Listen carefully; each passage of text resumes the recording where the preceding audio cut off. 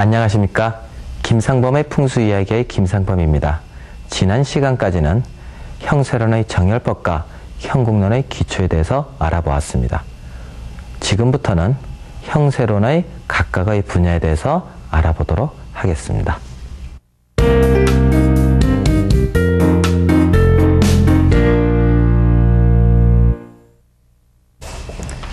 우리나라에서 풍수지리로는 도풍수, 마을풍수, 궁궐풍수, 사찰풍수, 서원풍수, 전통가옥풍수들 여러가지 사찰의 풍수지리 이론이 들어왔는데, 형세론, 형국론, 자향론, 형세론과 형국론은 터를 정하는 이론이었고, 자향론은 그 터에서 어디로 향을 정해서 집을 지을 것인가 하는 게 자향론이라 했습니다.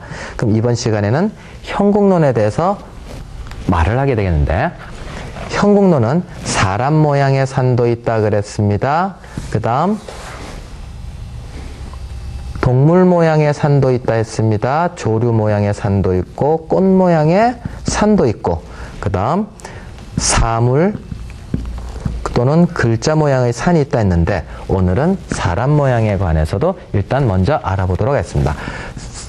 사람 모양의 산은 옥녀, 신선, 그 다음 선비, 장군 등등의 이제 산 모양을 갖고 있는데, 먼저 옥녀봉은 어떠한 모양새가 옥녀봉이라 칭할 수 있느냐 하면,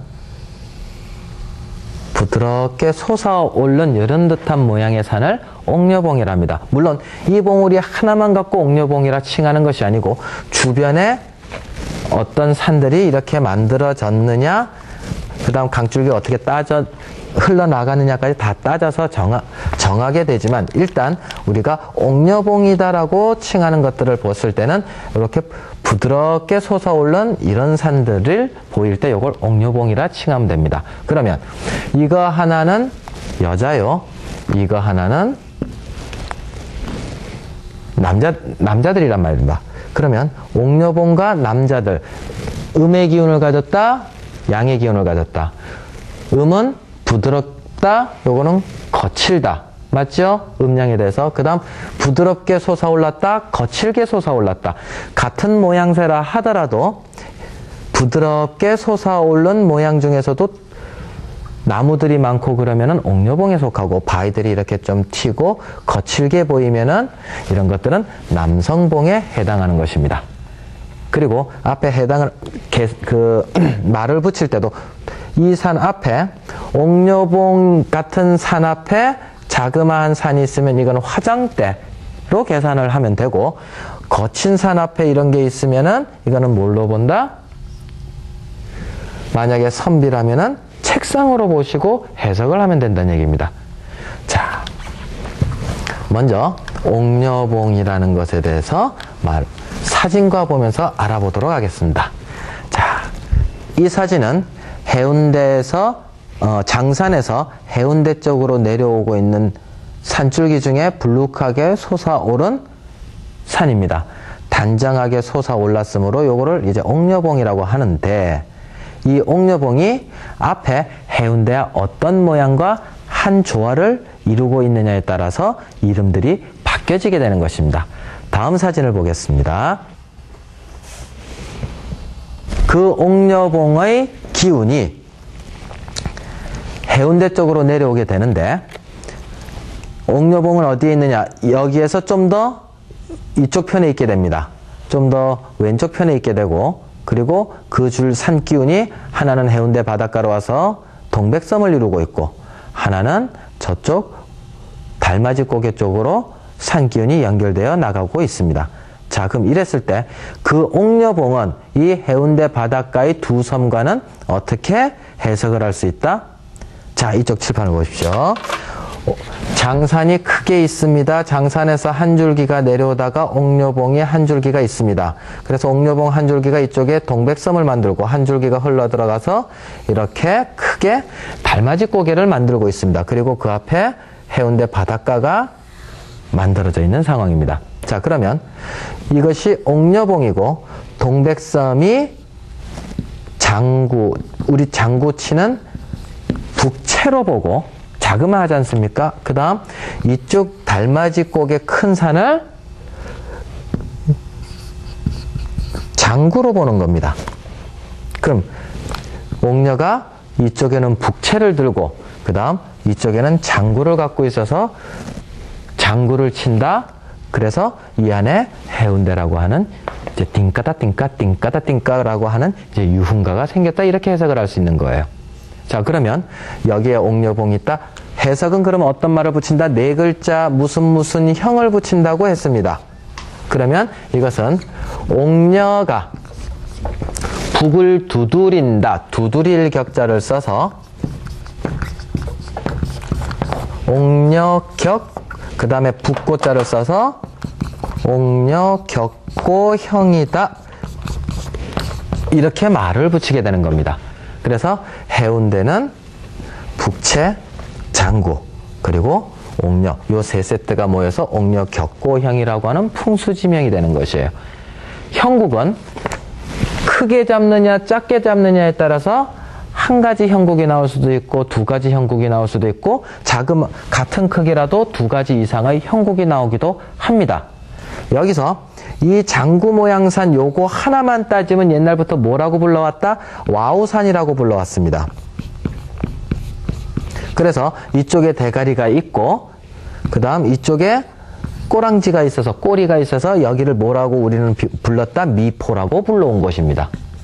크게 해운대를 생각을 하면 옥녀격고형이요. 달맞이고개 요것만 생각하면 와우형으로서 여기는 미포라고 하는 지명까지도 같이 붙어 있게 되는 것입니다.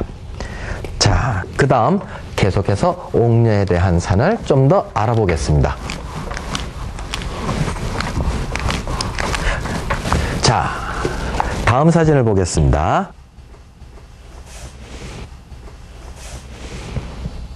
여기는 대구 달성군에 있는 송담서원이라고 하는 곳입니다.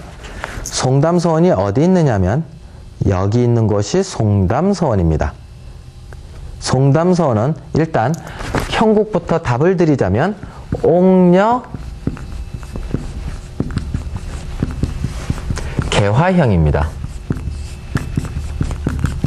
옥녀가 산 이름을 딸 때 자꾸 옥녀 또는 미녀라고 이야기를 합니다. 부드럽게 잘 솟아오른 산, 이쁜 모양의 산이다 해서 이제 옥녀라고 하는 것인데 옥녀가 꽃을 열었다. 이거는 무슨 소리냐? 가장 중요한 부분을 이렇게 열었다. 이 소리입니다. 그럼 송담서원 같은 경우에는 송담서원이 뒷산이 이렇게 옥녀봉이 멋지게 되어 있고 그 다음 이쪽에 다리 하나, 이쪽에 다리 하나가 만들어져서 가장 중요한 부분에 여기에 서원이 들어갔던 것입니다. 여기가 혈자리가 된다는 소리입니다. 장군 같은 경우에는 단전이 된다면 여자 같은 경우에는 자궁이 되는 것입니다. 자, 사진을 다시 한번 보겠습니다. 사진을 보면 송담서원의 뒷산 여러 봉우리가 있는데 그 중에서 옥녀봉은 어느 봉우리다? 이줄기에서 내려오고 있기 때문에 이 봉우리가 옥녀봉이 됩니다.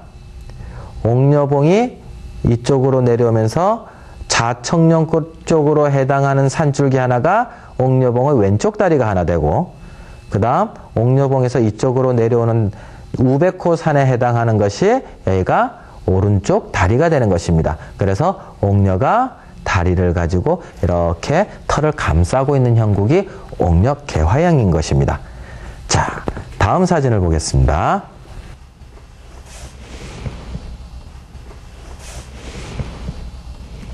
바로 앞부분에서 옥녀봉이 보이는 사진을 찍은 것이고 그리고 송담서원의 정문을 찍었습니다. 앞에 현판을 보십시오. 옥녀봉 여자의 산이다 이렇게 생각을 해서 덕양문 양이라고 하는 글자를 현판에 써서 음양 조화를 꾀하려고 했던 흔적들이 보입니다. 다음 사진을 보겠습니다. 지금 송담서원 안에서 밖을 향해서 찍었습니다.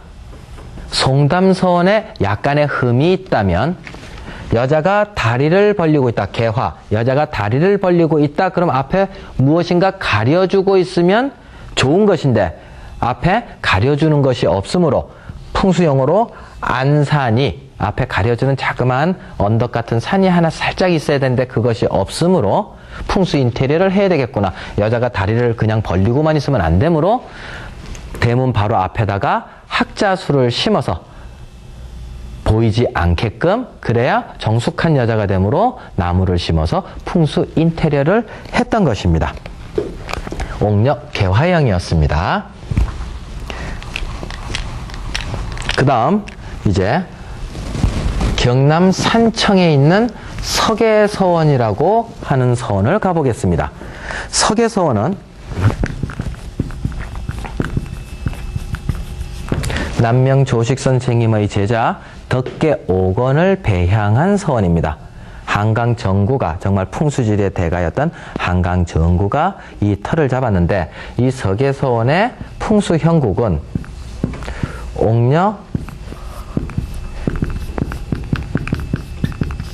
단장형이 됩니다. 옥녀가 단장, 분을 바르고 있다, 화장을 하고 있다라고 하는 형국이 됩니다. 자, 그럼 이 상황은 어떤 상황이냐 하면, 뒤에 옥녀 같은 산이 있고 그 다음 여기에 서원이 있습니다. 그 다음 양옆에 이쪽에 다리 하나, 이쪽에 다리 하나를 갖고 있으며, 그 다음 앞에 안산이 자그마하게 있습니다. 아까 송담서원에는 안산이 없었습니다. 여기에는 안산이 이쁘게 있습니다. 그래서, 그리고 여기에 흘러가는 강이 하나가 있는데, 이 강 이름이 무슨 강이다? 낙동강과 나중에 만나게 되는 경호강이 됩니다.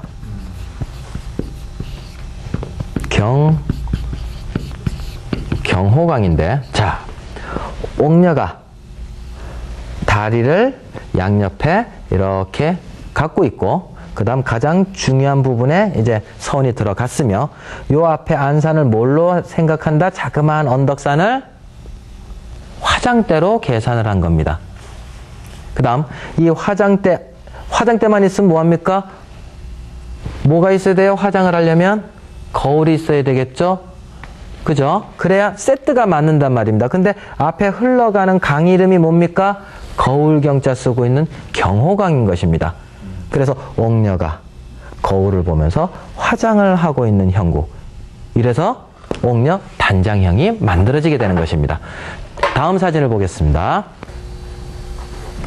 자, 여기가 석계서원입니다. 경남 산청 마을 바로 옆에 붙어 있는데, 여기가 옥녀봉, 이 측면에서 찍은 것입니다. 옥녀봉이고, 이쪽에서 산줄기가 내려오면서 이 부분에 석계서원이 들어가 있고, 이 앞에 소나무가 비치는 이 부분이 자그마한 안산이 되는 것입니다. 큰 산에 비해서 아주 작죠. 요만큼밖에 안 합니다. 다음 사진을 보겠습니다.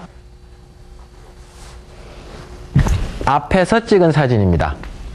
앞에서 찍었더니 석계서원인데, 석계서원 뒤에가 이봉우리가 옥녀봉에 해당되고, 옥녀봉에서 이쪽으로 자청령 쪽으로 내려온 것이 다리 하나, 이쪽으로 하나 내려온 것이 우백호 다리 하나, 그리고 가장 중요한 부분에 석계서원이 들어갔습니다. 지금 제가 사진을 찍었던 곳이 안산에 올라가서 찍은 것입니다. 그럼 안산이 어떤 건지, 이 자그마한 산이 어떤 안산 모양인지 보도록 하겠습니다. 이 안산이 바로 석계서원 앞에 있는 안산입니다. 나무 크기를 이렇게 몇 그루를 보면 안산이 얼마만한 크기인지 아시겠죠? 이것을 화장대로 본 것입니다. 다음 사진을 보겠습니다. 우백호 쪽으로 보면 석계서원 담 옆에 경호강이 흘러나가고 있는 것이 보입니다. 이것이 곧 거울에 해당되는 것입니다. 그 다음 사진을 보면 석계서원의 강당입니다. 이 석계서원의 강당을 잘 보고 그 옆에 덕천제라고 하는 건물과 같이 한번 보면 서원이 어떠한 형태로 이 석계서원의 특징을 알 수가 있습니다. 이제는 옥녀봉은 그 정도 하도록 하고요. 선비봉에 대해서 말씀을 드리도록 하겠습니다. 선비는 조금 양적인 기질을 갖고 있다 그랬죠, 산이. 그 다음에 그 양적인 기질을 가지고 있는 산이 좀 산이 이렇게 있는데 약간 바위들도 좀 튀어 있으면서 조금 남성적인 기질을 갖고 있으면서 앞에 뭐 책상 같은 것이 있으면 그야말로 선비, 이제 좋은 말로 고사, 높은 선비가, 뜻이 지고한 선비가 책을 읽고 있다. 고사 독서형. 선비가 책을 읽어야 가장 좋은 것이겠죠? 고사 독서형이라고 하는 형국이 선비에겐 있게 됩니다. 그러면 선비 봉우리에 앞에 안산이 있더라도 어떤 안산이? 책상 같은 안산이 이러고 딱 내려다 보이면 고사 독서형이라고 하는 형국이 되는 것입니다. 다음 사진을 한번 보겠습니다.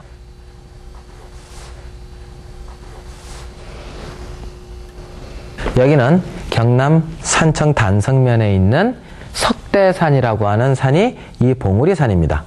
그러면 이 산이 솟아오른 거는 옥녀봉처럼 생기기도 하고 뭐 선비처럼 생기기도 하고 했는데 그것이 앞에 어떤 산과 마주치니까 안산이 어떠했느냐에 따라서 이게 남성산, 여성산이 되기도 한다는 얘기입니다. 자, 앞에 여기 일자로 된 산을 한번 보십시오. 앞에. 이걸 꼭 뭘로 봤다? 책상으로 본 것입니다. 평평하게.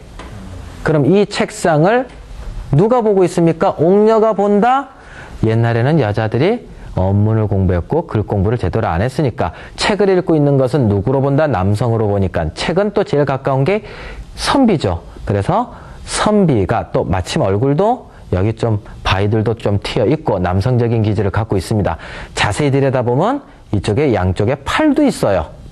너무 모양에 치중하는 게 또 형국론은 아니지만 이런 산 같은 경우에 고사가 책을 읽고 있다. 고사 독서형이라고 하는 형국이 되는 것입니다. 아주 전형적인 것이니까 반드시 기억하셔도 좋다 하겠습니다. 다음 사진을 보겠습니다. 여기는 충남에 있는 외암마을이라고 하는 민속마을입니다. 그러면 이 뒷봉우리가 자, 요 봉우리입니다. 요 봉우리가 선비봉으로 보고 그 다음 이 앞부분을 책상으로 봐서 여기도 고사 독서형이 되는 것입니다. 그래서 여기에 마을에 가보면은 필통형으로 집을 지었다는 등 하는 소리가 있는 거예요. 그럼 선비가 글을 읽고 있으므로 거기에 필통, 붓도 들어있는 통이 있다? 그렇게 해석을 하면 산기운을 더 잘 받겠다. 그렇게 해서 마을이 산기운에 의지하려고 했던 것입니다. 다음 사진을 보겠습니다. 아까 산청에 있는 것보다는 모양새가 많이 흐트러졌습니다. 그래서 아까 산청에서 봤던 고사 독서형을 제대로 익히고 나면 이번 사진이 이제 눈에 익게 되는데 맨 처음 이것부터 격이 좀 약간 떨어진 것부터 보면은 바로 처음에 보이질 않는다는 얘기입니다. 그래서 제가 저번 시간에 말했듯이 전형적인 것부터 먼저 공부를 하라 했습니다. 아까 산청에 있는 고사 독서형이 전형적인 것이고 여기는 약간 전형적인 것은 점수가 좀 떨어지는 건데 이 뒷산이 고사라고 보는 겁니다. 선비로 보는 겁니다. 그리고 이 앞에 이것을 약간 기울어졌죠. 이걸 책상으로 봐서 그 사이에 있는 이 큰 건물들 학교가 어디냐? 동의대학교입니다. 부산 가야에 있는 동의대학교. 그래서 고사 독서형, 선비가 글을 읽고 있는 센터에 들어가서 대학교가 만들어졌다. 동의대학교의 형국은 고사 독서형인 것입니다. 자, 다음 사진을 보겠습니다. 이제는 신선봉에 대해서 말씀을 드리겠습니다. 신선은 주특기가 뭡니까? 하늘을 날아다닙니다. 그리고 학을 타고 세상을 주유천하합니다. 지금 여기는 하단입니다. 사하고 하단동인데 요 봉우리가 신선봉에 해당합니다.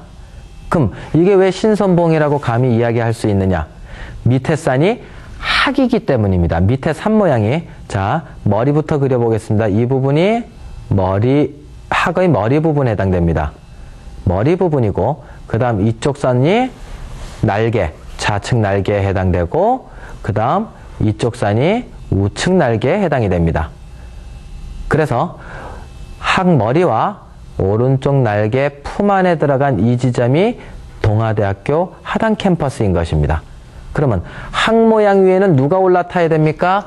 옥녀, 신선, 선비, 장군 중에 학이랑 가장 맞는 팀은 선비가 됩니다. 그래서 동아대학교는 동아대학교 하단 캠퍼스는 형국이 어떤 형국이 되느냐? 선인, 승학, 형이 되는 것입니다. 신선이 학을 올라타고 있는 형국의 모양이 되는 것입니다. 자, 그러면 이제는 나머지 하나 남은 장군봉에 대해서 알아보도록 하겠습니다. 사진으로는 이 사진은 이제 아까 학 대가리를 말씀드리는 거였네요. 나왔으니까 설명드리겠습니다. 학머리가 앞부분이 이만큼이 학머리가 됩니다. 이 산 모양은 뭐와 같으냐? 마산의 무악산 가면은 학 모양이 이래요. 그 다음 뒤에 학 위에 올라탄 신선봉으로 보고 이쪽에 들어간 오른쪽 날개 품 안에 들어간 것이 동아대학교를 말하고 있습니다. 자, 이제 장군봉에 대해서 말씀드리겠습니다. 자, 장군봉은 그야말로 산을 보더라도 위풍당당합니다. 어젓합니다. 그래서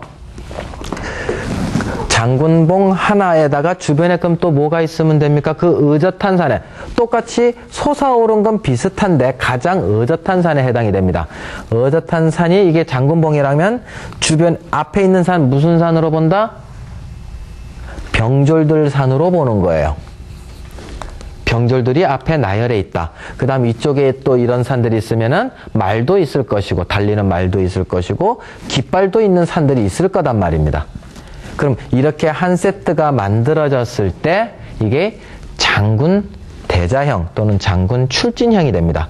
자, 그러면 여기 있는 지금 이 사진을 보면 뒷산은 장산이고 그 다음 그 앞에 장산 쪽에서 제성동으로 뻗어나왔을 때 이 산이 장군봉이 됩니다. 지도책에서는 위봉이라고 나오는데 이 장군봉이 있고 이쪽에 불룩 솟아오른 산이 이게 장군이 가지고 있는 칼로 봅니다. 그리고 이쪽의 산이 이제 지휘봉으로 봐서 장군이 칼도 들고 있고 장군이 그 다음 지휘봉도 들고 있는 산 모양새가 됩니다. 여기는 어디냐 하면 부산에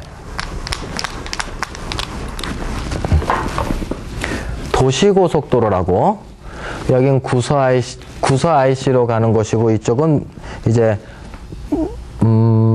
문현동으로 간다고 해야 될까요? 그랬을 때 지금은 표 받는 곳이 없어졌습니다. 여기는 표 받는 곳이 없어졌는데 원동 IC라고 표 받는 곳이 없어졌는데 여기에 지금 장군봉이 이러고 이제 군도를 딱 들고 있는 산이 지금 저 산입니다.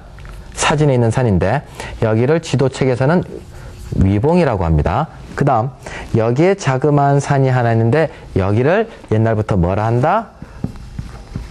중군진산이라고 이야기를 합니다. 중군 군사들 병졸들을 의미하고 여기에 있는 산이 무슨 산이다 이름이 여기는 치마산이라고 이름하고 치자는 달릴 치자를 씁니다.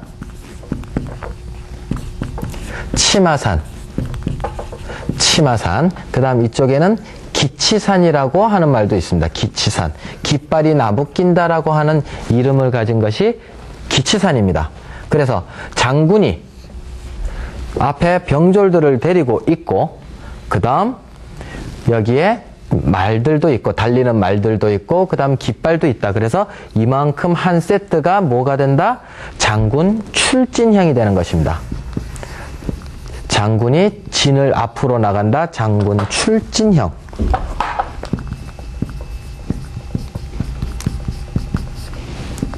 자, 근데 여기에 재밌는 게 두 가지가 있습니다. 장군의 단전 쪽에 여기에 혈자리가 되죠. 혈자리에 옛날부터 어떤 회사가 있었다? 무기를 만드는 회사가 있었습니다. 그래서 이 세트랑 가장 어울리는 회사가 들어가게 된 거예요. 그 다음 더 재미있는 거는 이만큼이 지금 한 세트입니다. 근데 행정구역을 보면 수영강을 따라서 이 바로 옆에 이제 수영강이 흐르게 되는데 수영강을 따라서 이렇게 계속 행정구역이 오다가 여기 이제 회동 저수지인데 행정구역이 이쪽은 해운대고 이쪽은 동래구 이쪽은 금정구거든요. 그럼 행정구역이 오다가 이 중군진산의 딱 산능성이를 돌아서 기치산 치마산으로 해서 이렇게 행정구역이 딱 올라가요. 그냥 수영강 따라서 쭉 행정구역을 껐으면 됐을 텐데 오다가 중군진산을 돌아서 기치산 치마산으로 이러고 행정구역이 가요. 참 잘해놓은 겁니다. 풍수적인 시각에서. 중군진산이 이렇게 행정구역으로 끊어놨으면 어떻게 되겠어요? 군사 없는 장군은 독불장군입니다. 그러면은 나쁜 땅이 돼버려요. 중군진산이 있음으로 해서 그것도 같이 해운대구에 집어넣음으로 해서 군사까지 가지고 있는 위풍당당한 장군이 되는 겁니다. 거기에 달리는 말도 있죠. 깃발들도 나부끼고 있죠. 자, 다음 사진을 보겠습니다. 장군봉 쪽에서 내려다본 산이 이 산이 이제 중군진산에 해당이 됩니다. 저쪽 멀리 서쪽으로 이제 금정산 고당봉도 보이는데 여기가 중군진산이 되고요. 그 다음 치마산 기치산을 보면 앞에가 치마산, 그야말로 앞에 말 달리는 듯한 느낌의 산이 기치산, 치마산. 그 다음 뒤에 불룩한 산들이 깃발이 솟았다 해서 기치산. 이것이 한 세트가 만들어지게 되는 것입니다.